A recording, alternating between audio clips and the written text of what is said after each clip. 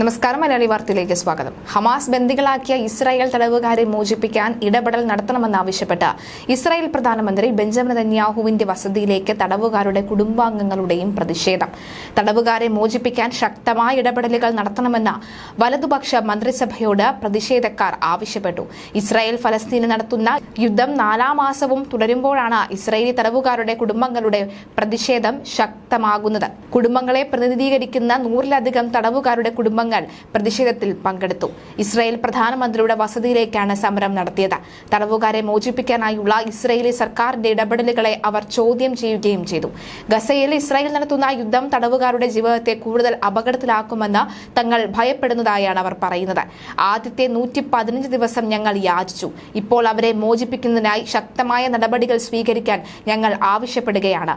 Israel സർക്കാരിന്റെ ഇടപെടലുകളിൽ അവർ അസംതൃപ്തി രേഖപ്പെടുത്തുകയും ചെയ്തു.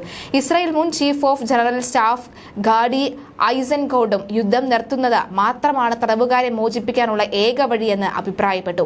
തടവുകാരെ മോചിപ്പിക്കണം എന്നാവശ്യപ്പെട്ടുള്ള പ്രതിഷേധം സ്വന്തം രാജ്യത്ത് നിന്ന് നെതന്യാഹു അഭിമുഖീകരിക്കുന്ന സമ്മർദ്ദങ്ങളിൽ ഒന്നാണ്. ഇസ്രായേൽ നടത്തുന്ന യുദ്ധത്തെക്കുറിച്ച് തന്റെ വലതുപക്ഷ ഭരണസംഘത്തെ ബോധിപ്പിക്കുന്നതിലും അദ്ദേഹം സമ്മർദ്ദം നേരിടുന്നുണ്ട്.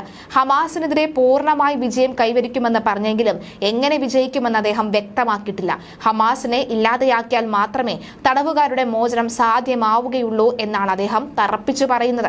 പക്ഷേ തടവുകാരുടെ മോചനത്തിനായുള്ള പ്രചാരണം ബന്ധുക്കൾ ശക്തമാക്കുകയാണ്.